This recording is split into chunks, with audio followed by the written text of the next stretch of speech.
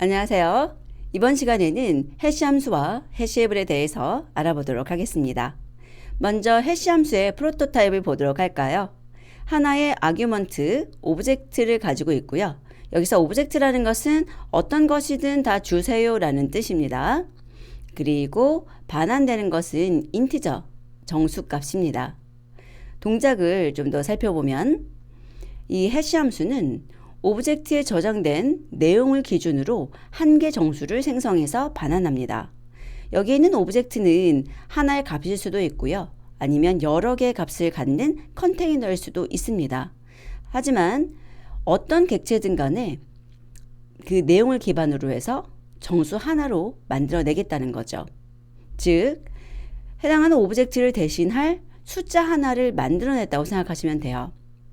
동작을 살펴보면 해시 함수에 객체를 입력으로 주게 되면 출력으로 정수가 나오는 것이고, 이런 것을 해시해입을 한 객체다 라고 이야기할 수 있어요.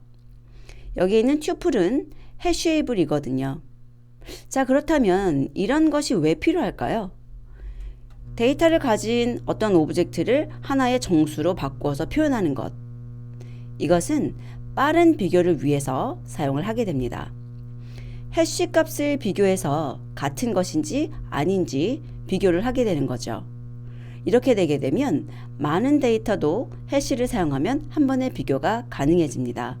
예를 들어서 여기에 3개의 아이템을 갖고 있는 튜플이 있는데요.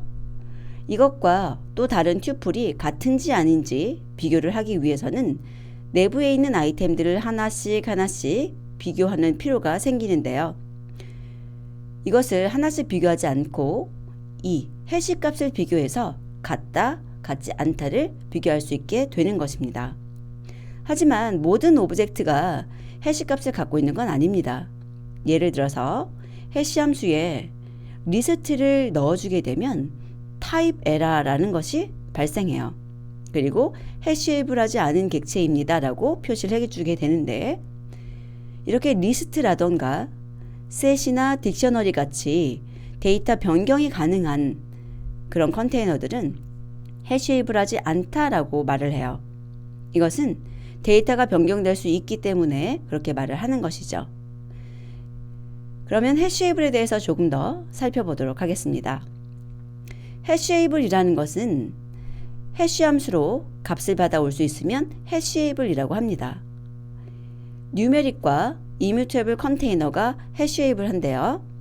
뉴메릭이라는 것은 인트, 불, 플로트 타입을 얘기하는 것이고, 이뮤테이블 컨테이너에는 튜플과 스트링, 바이츠, 프로즌 셋 등이 있습니다.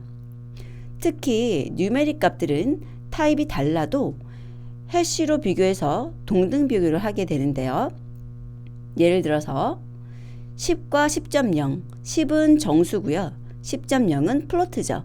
하지만 이 두 가지의 해시 값은 동일하게 10이에요. 그리고 true, 1, 1.0, 불 타입, 인트 타입, 플로트 타입이죠. 이렇게 타입이 다 다르지만 이 세 가지는 해시 값이 다 1입니다. 그리고 false, 0, 0.0 이런 것들은 타입이 다 다르지만 다 0이라는 해시 값을 가져요. 그래서 이러한 경우에 해시 값이 같아서 동일한 값으로 취급을 한다는 겁니다. 특히 셋의 아이템과 딕셔너리의 키는 중복이 되면 안 되는 특징을 갖고 있기 때문에 빠른 중복 판단을 위해서 해시해입을 객체를 사용해야만 합니다. 해시해입을 하지 않은 객체를 사용할 경우에는 오류가 발생하는 것이죠.